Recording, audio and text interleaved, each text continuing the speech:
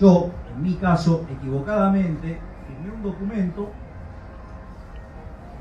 donde la realidad, digamos, o sea, ustedes saben, estoy aprendiendo ahora.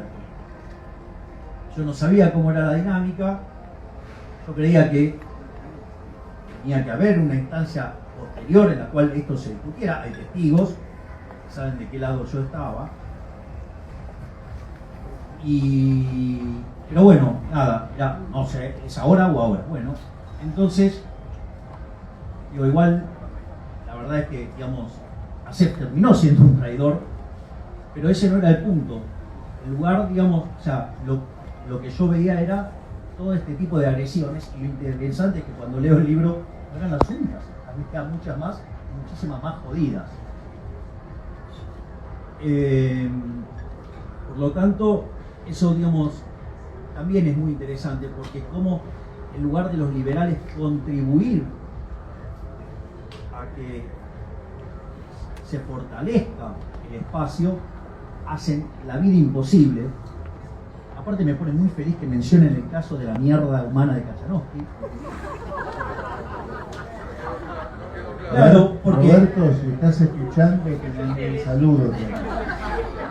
Roberto, te cuento, cuando hablo del envidioso resentido, dinosaurio envidioso resentido con síndrome de Procusto, sobo. Digamos, en ese contexto, una de las cosas que veo es que parece que no solo me pegaba a mí todos los días de su vida, sino que al profe también, lo dice el libro. Muy interesante. Así que digamos, además de en mi caso, que yo hago el mea culpa de haber puesto el gancho ahí, yo al menos, o sea, y eso, digamos, está, digamos, consta, o sea, jamás critiqué. O sea, y, digamos, hice un apoyo desde otro lugar. Creo que por eso me trataron bien en el libro. Pero, digamos, pero eso está bueno también, porque en realidad, donde uno hubiera pensado que iba a estar el apoyo, en realidad era desde donde más se le tiraba y con las peores herramientas. Después, digamos, nos terminamos dando cuenta quiénes eran quiénes, ¿no? Digamos, hoy sabemos que, digamos, lo que le importa al señor Kachanowski es estar amparado, ¿sí? Por ejemplo, en el ala de Cambiemos. O sea, el interés siempre fue ese, y, digamos, y él operaba desde ese lugar porque quería tener el monopolio de la crítica, porque de esa manera vaya a saber uno qué ventajas tendría. Y hoy se termina juntando, por ejemplo, con un tipo como Fernando Iglesias, que nos ha dicho de todo a los liberales. Pero bueno, cosas que pasan. Por eso me parece la lectura conjunta entre el capítulo 1 y el capítulo 6, en ese sentido es mundial. ¿Por qué? Por la pelea que tuvieron que dar estos titanes, y cómo, digamos, los propios, en lugar de apoyar, saboteaban, complicaban, embarraban, hicieron de todo. Y ahí la de la laguna liberal. Eso, pero bueno, esa léanla porque no tiene desperdicio. Después hay un conjunto de 4 capítulos que para mí entra en otra lógica, que es el capítulo 2, el 3, el 4 y el 5. En el 2 me parece absolutamente revelador.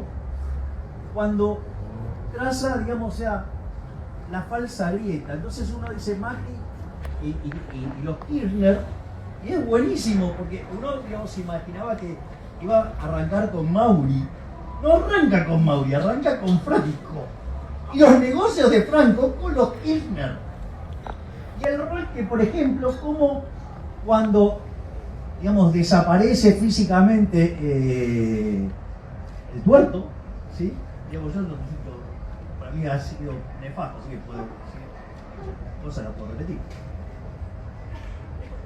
Es interesante cómo Macri se corre para que Cristina tenga la reelección, cuando tenía la posibilidad planteada para el 2011, porque, digamos, los argentinos, en esa cosa rara que tenemos, entonces los muertos, digamos, o sea, pudieron haber sido tremendos hijos de puta en la vida, y de repente ahora son santos.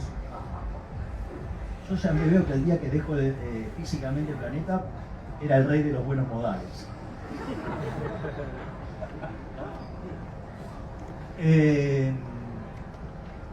Entonces, empieza a describir la alianza entre estos dos nombres y cómo uno es funcional al otro. Eso es brillante. O sea, para mí fue muy revelador. Después hay un conjunto, digamos, dentro de esos 4, los 3 capítulos que le siguen, tienen mucho que ver con el libro de José Luis, La Argentina Devorada, con el triángulo que tritura la Argentina, que básicamente, yo digamos, en trabajos míos, yo lo llamé, por ejemplo, el fascismo de 3 patas. O sea, originalmente, en la década del 30, digamos, se impulsa un fascismo de 2 patas que se compone de los políticos prebendarios y los empresarios, o sea, los empresarios corruptos que viven de la peta del Estado. Tipos que, digamos, pedían cerrar la economía y cuando no compiten, digamos, no tienen incentivos a pagar buenos salarios, porque total tienen la vaca atada y al mismo tiempo tienen bloqueada la competencia. Y como el policy maker eso lo sabe, pide la coima. Es decir, y lo que hace Perón es sumarle una tercera pata a eso, que es el sindicalismo.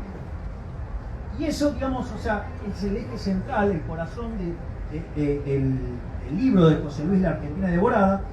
Y lo interesante en esta versión es como que además le ponen hombres, pero no porque, digamos, o sea, y eso está muy bien aclarado en la intro, no porque sea algo per se contra Pichetto, digamos, en lo político, que sea algo contra Moyano en lo sindical, o contra de Mendiguren como el empresario prebendario por antonomasia. Y chanta. Bueno, entonces, en ese marco, me parece interesante que se lo enfoca, pero viendo directamente personas de carne y hueso para ver claramente el problema y cómo, digamos, esos entramados terminan derivando en que estos 3 siempre se benefician. Digo, el capítulo de Pichetto arranca genial, dice, a ver, fue menemista, después fue gualdista, que justificó la traición con el rótulo que usan los peronistas, después, o sea, fue kirchnerista, ahora es macrista. O sea, y además, o sea, el que hizo la traición, digamos, financió, digamos, fue el motor, digamos, junto a Ritondo, de la traición de lo de Azul. Entonces está bueno, digamos, o sea, poder hacerlo más tangible.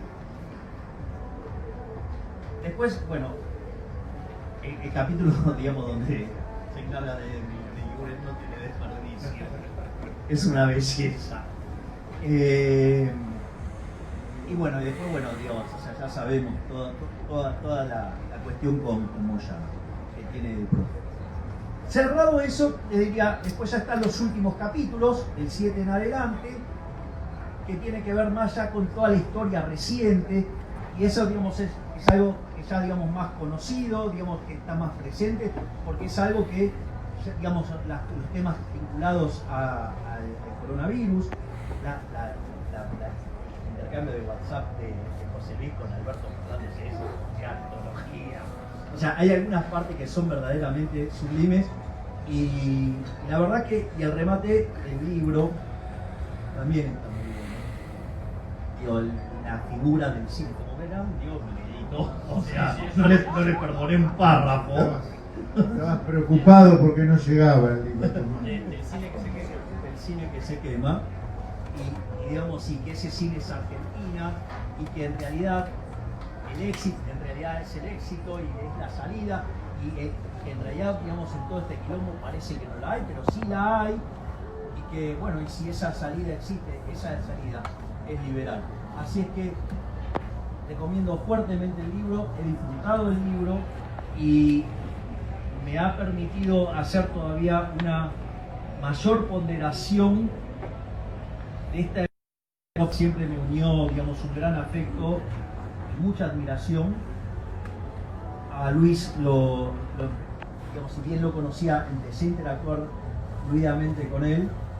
Digo que tiene un rol fundamental. Él hace el chiste, soy el manager de los rockstar, pero digo, claro, la verdad que lidiar con dos personalidades tan fuertes y que todo fluya, o sea, es como lo físico cuando dicen sin rozamiento. Sí, claro. Bueno, este es igual.